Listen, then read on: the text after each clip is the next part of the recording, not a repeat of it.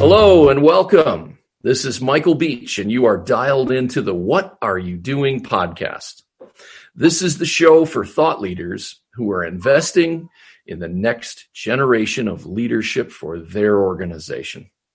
This is also the show for emerging leaders who want to become that next generation of great leaders. Together, we can develop leaders who will in turn develop more leaders, and along the way, we'll make a difference in our economy and in our world. All of us at Michael Beach Coaching and Consulting are excited to be able to bring you another What Are You Doing podcast episode today. We're very fortunate to be able to do what we do, to be able to contribute to the success of forward-thinking, fast-growth companies and help them to grow into great companies with great culture. I'm especially excited today to have the opportunity to introduce you to my friend and a terrific business leader, Scott Winslow, the founder and chief executive officer, president of Winslow Technology Group in Boston, Massachusetts. I've had the pleasure of knowing Scott and working with him now for about 17 years. Winslow Technology Group is a leading provider of better IT solutions for their customers. The company wins industry awards regularly from organizations like Inc. Magazine, Computer Reseller News, BBJ, and others. Scott and his team are four-time winners of the prestigious Dell Partner of the Year Award. Trust me, it's a great company, a great business with a very strong commitment and focus to serving customers well. And the company has always invested in developing leadership within the company's ranks. Scott, it's a pleasure to have you here. I can't wait to get started with our interview. I'm really interested to learn what you've got in store for our listeners today. Welcome. Good to be on this morning, Mike. That is quite an introduction. I hope I can live up to that billing, but I'm delighted to be here. Oh, you'll do fine, my friend. Scott, start us off. Tell our listeners a little bit about yourself. I spent about 20 years after I graduated from college in individual sales and sales leadership positions at Storage Technology and XIOtech. I graduated from University of Connecticut, and then I went back on an MBA at Kellogg at Northwestern. Nice. Yeah, and so big believer in higher ed. And then in 2003, I started my own company, and I've been doing that for the last 17 years, Winslow Technology Group, LLC. So that's where we are right now. Brings us up to the current day. And a wonderful, successful company that you founded. It's been doing great things for 17 years now. Are there any products or services that you offer your customers that you'd like to tell our listeners a little bit about? Well, it probably all starts with professional services and basically the expertise that you can bring to your customer, whether it's in a pre-sales position or whether it's in a post-sales position. So we're very focused on our professional services, our expertise, our commitment to producing results for customers. So I'd say that's where it starts. There certainly have been some relationships along the way that I would point out as highlights in our history. Our relationship with Compellent, where we met you, Mike, and Dennis Johnson and Phil Soren, and certainly our relationship more recently with Arctic Wolf, I would say, would be two of the highlights that I would point out to the listeners. Yeah. Arctic Wolf Networks is a great company. I had an opportunity recently to interview Nick Schneider, their chief revenue officer, for a podcast episode. So you circulate in some really great circles, my friend. Both are great companies, and both are the kind of organizations that you want to get your employees, your customers, and all your constituents involved with. So maybe we'll delve into that a little deeper as we go here. Makes perfect sense. Scott, at what point in your career did you become interested in leadership? How did you get involved in the business of developing leaders in your company? That's a great question. I don't know when, I guess I think back to individual and team sports, and there's certainly some leader you develop in your youth, I would say. That certainly played a role. But for me, as I mentioned, I was in various sales leadership positions working for XIOtech and Storage Tech and Compellent. But I think it wasn't really until I started my own company. So I'd say I probably made that decision in November of 2003 when I took all my life savings at the time, or pretty much all of it, which was $500,000, and started my own company. I think that's pretty much when I welcomed the idea of leadership and thought, okay, I'm going to have to be the visionary and pioneer this company and direct a very small group of people initially that has turned into a larger group of people. Today, we're up to 50 plus employees. Wow. But I think it's at that point where you make the commitment and you say, okay, if nothing else, I'm going to learn something here over the next 3 to 5 years. It might fail miserably, but you're willing to accept that risk. And I think that's a big part of leadership. Well, what a great decision. It certainly has turned out to be a brilliant decision in retrospect. You've been building an amazing award-winning company over the last 17 years. Scott, did you have any leadership mentors along the way who made a big impression or maybe a big investment in you? Yeah, definitely. I mean, it's probably too many to mention. I think Phil Soren certainly was co-founder and CEO of Winslow Technologies. He's done some TED Talks too, subsequent to that I find very inspiring. But, his whole thing was about positive, aggressive culture. He actually named the culture at Compellent, and that was something that really resonated with me. He always quoted that famous Peter Drucker line about culture eats strategy for lunch. And I've always found that to be true. I think about some of the sales organizations that I've worked with over the years. ENC certainly comes to mind, where it wasn't always that they necessarily had the best product, but they always had the best, most aggressive culture. I think Compellent, certainly the positive aggressive culture they have there. His commitment to customer support. He had this concept of co-pilot, where people would call in and it was like you were a co-pilot in your cockpit. That's differentiated Compellent. Some of the traditions that they had at Compellent too. These are things I've tried to carry on to my company. I think about, we have an annual clam bake. Didn't have this year for the first time in years because of COVID, but holiday dinners, our QBRs, our QSMs, things that we do, that are part of the tradition, and feel how important traditions are to a company. Very cool. Well, I couldn't agree with you more. Phil Soren's an extraordinary leader. I felt privileged to have the opportunity to work with him, and Dennis Johnson as well, another great leader at Compellent. And you and I both had the opportunity to work with Compellent, and we both had the opportunity to work with StorageTech. So another guy that was instrumental for you was Ryle Poppy. Yeah, well, and before I get to Ryle, I guess you mentioned Dennis Johnson. So Dennis has been a consultant to us for 17 years. When I think about Dennis, I think about the sales training he does for us annually, and it always starts with the old Vince Lombardi line, "Gentlemen, this is a football." And Dennis always talks about going back to training camp and stressing the importance of fundamentals, the 7 steps of the selling cycle. That every second counts. And those are things that I think have stayed with me over a long time. I think our sales team has really embraced as well. So definitely Phil and Dennis and yourself from the Compellent days, certainly. Yeah, Ryle Poppy at StorageTech is definitely somebody that, early on in my career, that was where I started, was at Storage Technology. And I remember he took over a Chapter 11 company, and he just was so inspiring about how he was going to turn it around, that he'd done it before, that the fundamentals were good, and that's exactly what he did. And he paid back the creditors $1 on the dollar. I remember walking into an account with him, and we were asking for $1 million order. And at the end, he said, "Gentlemen, is there any reason we can't move forward with a purchase order this afternoon?" And I was, green, and I was like, "Oh, wow." They said, no, they couldn't have it ready this afternoon, but Monday. And he said, "Gentlemen, Monday would be great. We're on to our next meeting. We appreciate your support of StorageTech."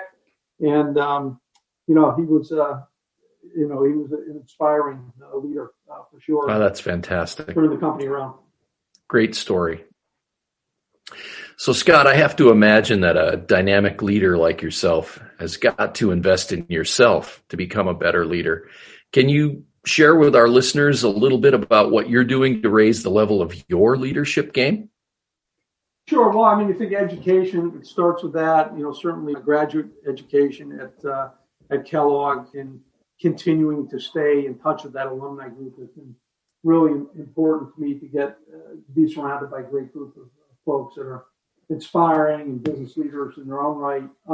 I'm really big on these advisory boards, Mike. I've been involved with the Dell Partner Advisory Board for 8 years now. And so you're meeting with the best partners in the country. You're in there with CDW, SHI, and Ahead, and lots of great people that are doing what you're doing. And you're meeting with the leadership on the Bell side, in that example with Michael Bell, and Jeff Clark, Greg Amulos, John Byrne. So that's been fantastic for me. It's kind of getting you like a PhD in how to run a solution provider. Same thing with the Arctic Wolf advisory boards, to be around leaders like Brian Naismith and Nick Schneider and that group. I think that really plays a key role. Wonderful. Yeah, I agree. I think advisory boards are an amazing place for you to, rub shoulders with people who are doing what you're doing and to share great best practices with one another. An excellent idea. You spend a lot of time with peers in your industry as well, even beyond the advisory boards. Is that right? I do, and I encourage our team to do it. I find it incredibly valuable to talk with Pat Mulvey from SidePath and Sonia St. Charles from Davenport, who are two great leaders in their own right in our industry that are in different geographies. We're able to compare notes and share ideas. And then similarly, I've asked our leadership team to do the same thing. So whether you're heading up a sales group, an engineering group, a professional services group, a marketing group, to find colleagues of yours that you can meet with on a monthly basis and share ideas. And it's incredible the value that you can provide to them as they go about their accomplishing their objectives, and the value that they can provide back to you. And it really becomes something you look forward to on a monthly basis. What a great best practice. Listeners, if you're not doing that, volunteer to be on an advisory board, get together regularly with some of your peers in your industry, and you'll be amazed at how much you will learn from either of those experiences. Two really great pieces of advice from Scott Winslow. Scott, as you develop leaders in your organization, have you come to some conclusions about 2 or 3 things maybe that an aspiring emerging leader can do differently to improve their leadership skills? What sort of advice do you give your team as they're growing up? Well, I think one is they've got to be organized themselves. For their team to, as a leader, you need people to follow you, and they're going to follow you if they believe you know what you're doing and you have their best interest at heart. And part of knowing what you're doing is you've got to be organized. You've got to be proactive. So in whatever discipline you're in seeing issues before they come up, in planning for the following year, in meeting customer requirements. And then I'd say the last is probably seeing the big picture.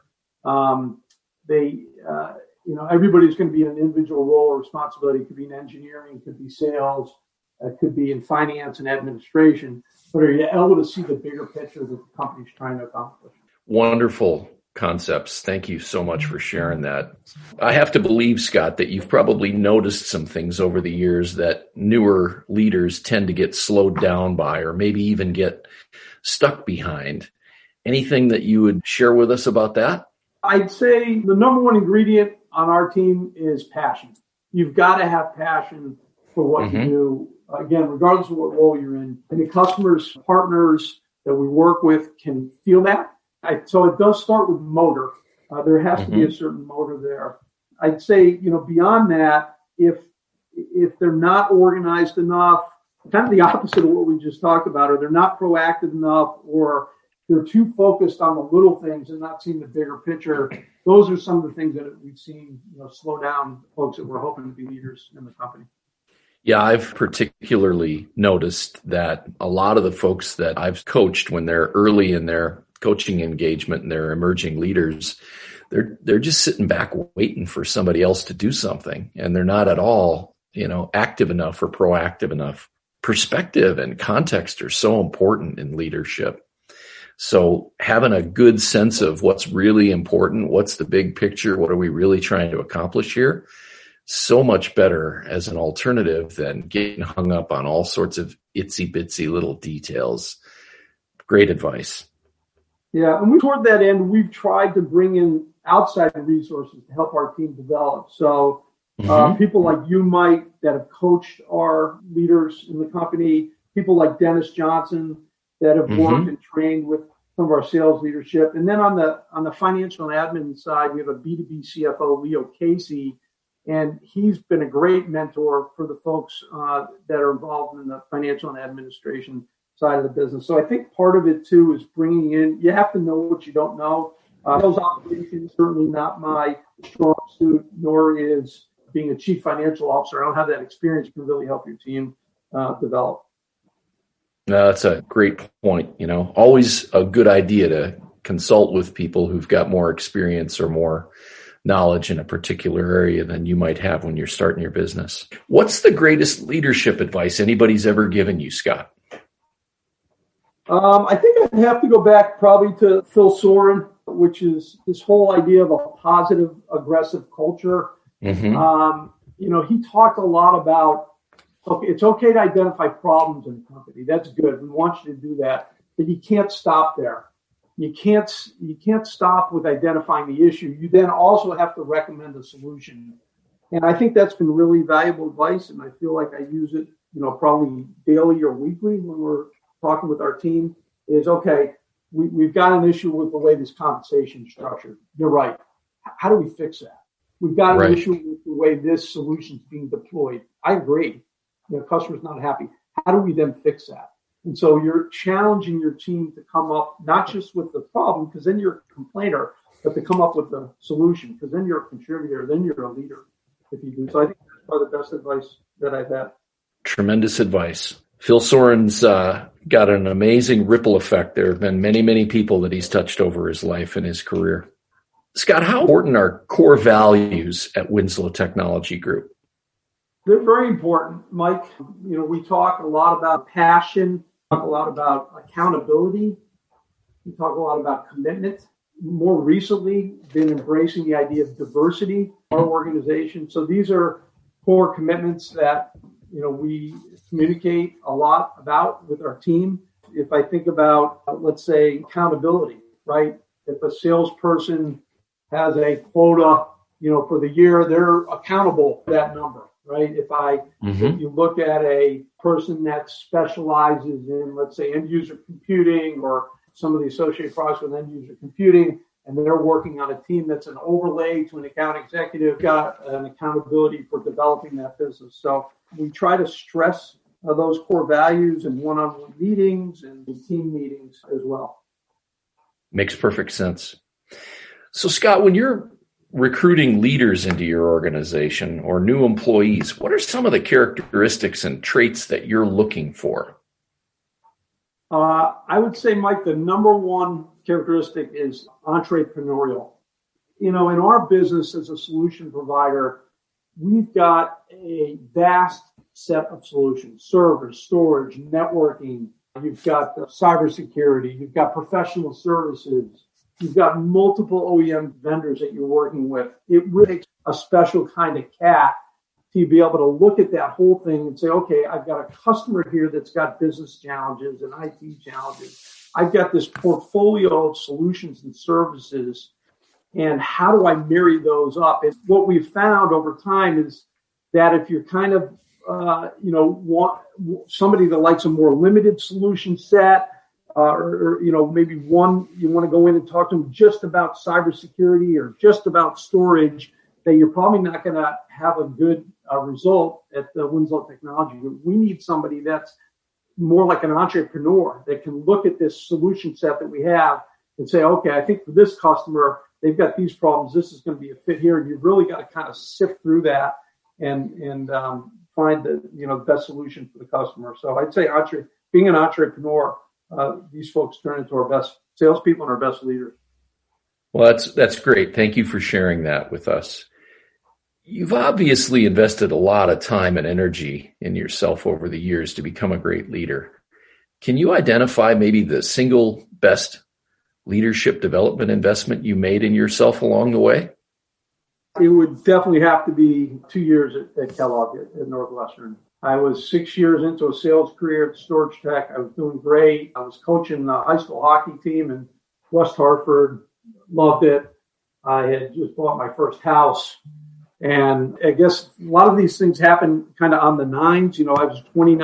I think I ran my first marathon at 39, but I was 29 and I'm like, I think I've got to do more here. So I went back took 2 years off, didn't go part-time or do an executive type of program we were doing on the weekends. I took 2 years off, went back to school, and it was the best investment I made. I kind of think of the old Ben Franklin line that goes something like, take the coins in your pocket and invest them into your mind, and your mind will return your pockets with coins. So that 2 years and the people I met there that I'm still in touch with, when I was writing my business plan, they were the ones who critiqued it. And finally, Caroline Sherman said, a friend of mine from Kellogg said, you have to go do this. Like, you have to quit your job tomorrow and you have to go do this.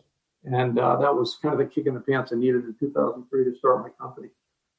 Wonderful. Well, that investment certainly paid off for you. Great reference to Ben Franklin. I remember my dad telling me whatever that quote was. I don't remember it exactly either, but he told me I would never regret investing in myself. And he was absolutely right.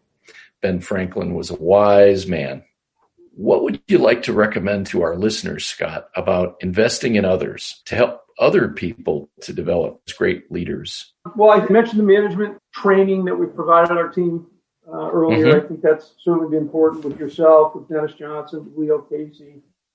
We provide higher education as a benefit at the company. So we pay for our team to invest in themselves as long as they get certain grades and attendance. And so that's an investment we make. I think that's an important one. I think of one young man on our team that's turned himself into quite a strong financial analyst and has been doing some higher ed as a part of that. The last thing is, just you got to let your team pick their own team, like the people that are going to work for them. I've learned even as recently as this year, we have to have them have more of a say in setting the goals.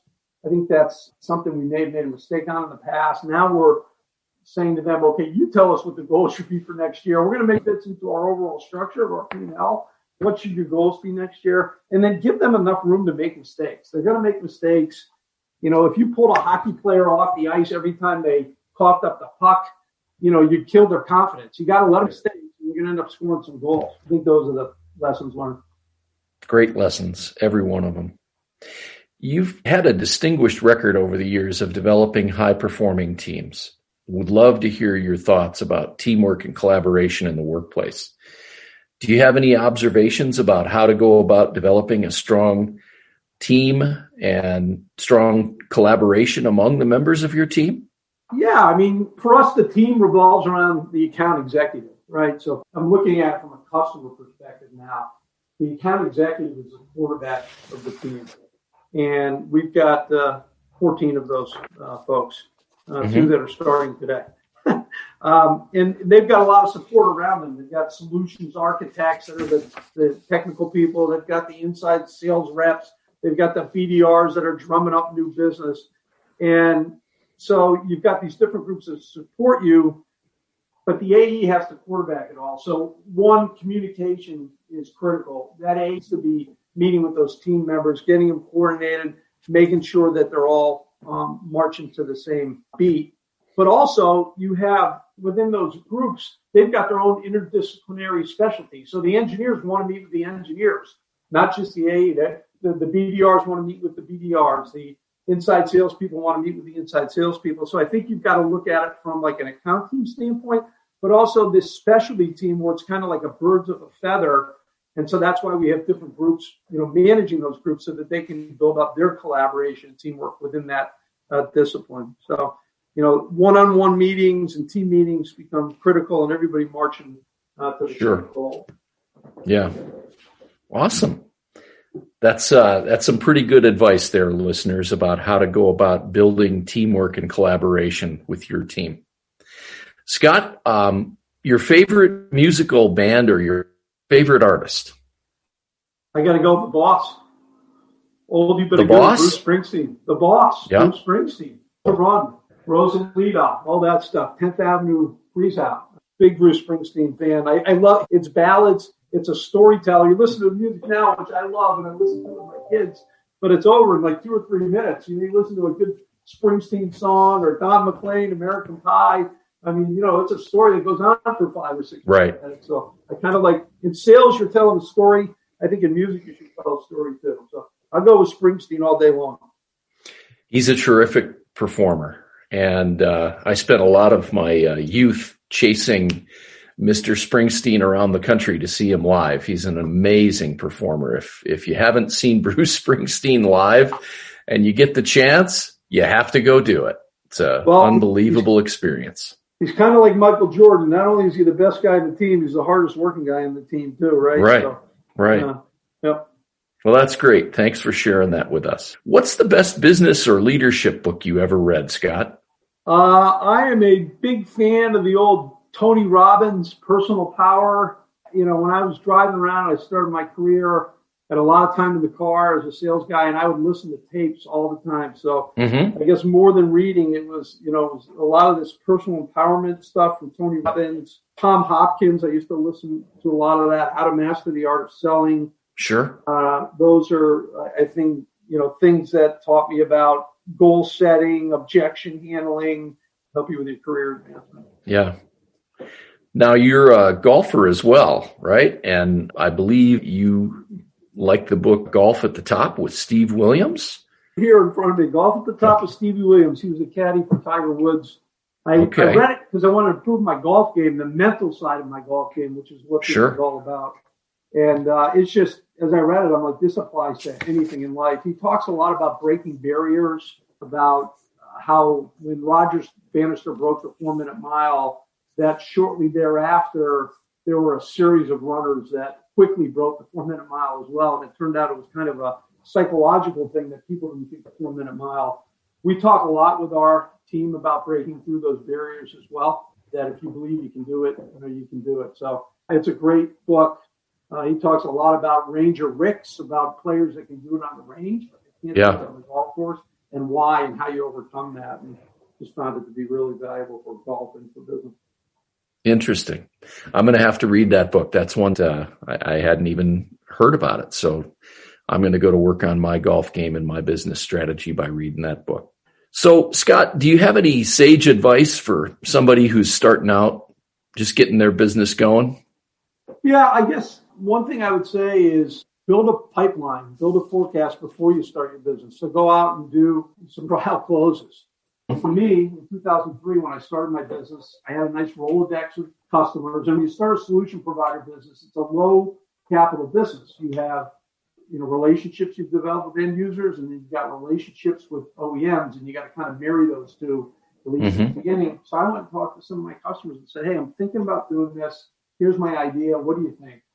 And, a lot of people thought a solution provider was a dime a dozen, didn't think it was a good idea. But there were enough people that said, yeah, we'd love to talk to you. And there were a couple of people that said, we'd be really excited if you did that. And there was one customer, Gordon College, Russ Leaf, who said, if you do that, I would like to give you your first purchase order. So, kind of a light bulb went off in my head at that point. I'm like, wow, now I've got a forecast. I've got a pipeline. So for anybody that's starting their own business, it's really good advice, I think, to go do that first. Because if you find out nobody's interested, you're going to save yourself a lot of time and money. And if you do find that people are interested, you're going to get really excited because now you've got the start of a business. And that first PO for $1,200, it was pretty exciting. And my friend Steve Gordon said to me, well, if you got a PO for $1,200, there's no reason you couldn't add another zero to that. It would be $12,000. And if you add another zero to that, it'd be $120,000. Pretty soon you could be doing millions. And, that's my advice. Fantastic advice. Well, thank you so much for taking time to join me today for this episode of What Are You Doing, Scott? That's our episode for today, leaders. We want to thank today's guest, Scott Winslow, the founder and chief executive officer of Winslow Technology Group in Waltham, Massachusetts, a leading provider of better IT solutions. Thank you, Scott. Our interview today will certainly help our listeners to implement some ideas that will take their company or their leadership game to the next level. Our next episode will be released soon, and we will certainly bring our A game with another great guest. Thank you, listeners, for joining us, and please reach out to us at info@michaelbeachcoach.com if you've got a great suggestion for somebody who'd be a terrific guest for a future episode, or perhaps you'd like to become a featured guest yourself. Check out our videos on our YouTube channel if you'd like some additional leadership nuggets, and we'll look forward to our next episode and seeing you all again. Until then, remember, Start working to become the person you've always wanted to become by investing in yourself. And while you're at it, remember to invest in your team. Believe the very best in yourself and believe the best in everyone that you work with, and things always go in the right direction. See you next time.